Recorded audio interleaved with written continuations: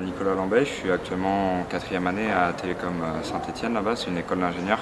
Je travaille avec plusieurs personnes, 3 personnes de Télécom Saint-Étienne et 2 personnes des arts, donc les cités du design qui est juste ici. Durant la semaine, là, on a conçu ResTube en fait.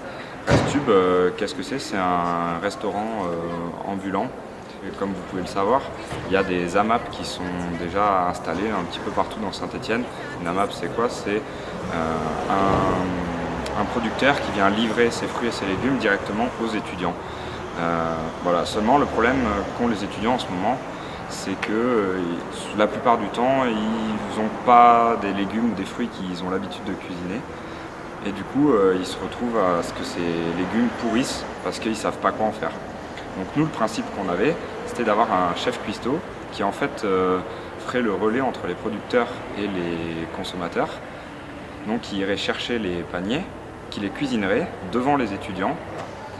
Donc là, le but, c'est que le cuistot se filme en fait en train de préparer sa recette et que ça se diffuse sur internet en streaming. Comme ça, les étudiants peuvent reprendre la vidéo quand ils sont chez eux.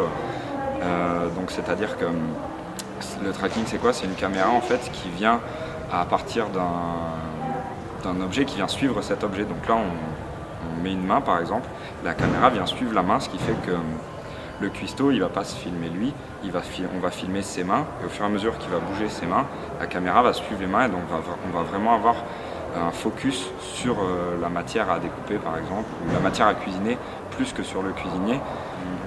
En fait, ce qui était intéressant, c'était de concevoir un projet de bout en bout.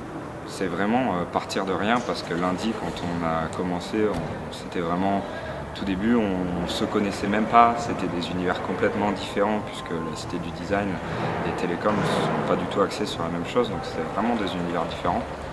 Et ça a été super intéressant de collaborer avec eux, en fait, de voir la vision des choses qu'ils avaient, la vision que nous on avait, de mettre un petit peu tout ça ensemble et voilà, de faire un melting pot de tout ça et d'arriver au final à créer quelque chose de concret, un prototype de quelque chose qui pourra se créer plus tard.